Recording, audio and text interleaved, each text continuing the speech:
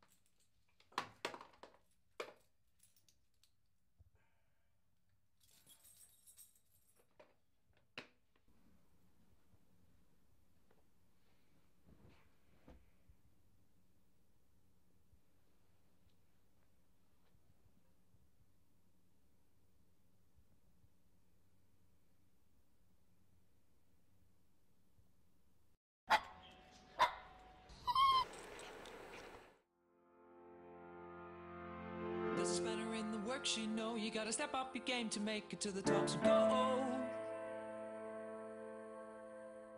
You got a little competition now. You're gonna find out how to cope with living on your own. Oh oh, oh oh. Let's make this happen, girl. We're gonna show the world that something good it could work and it could work for you, and you know that it will. Let's get this started, girl. We're moving up, it's been a lot to change.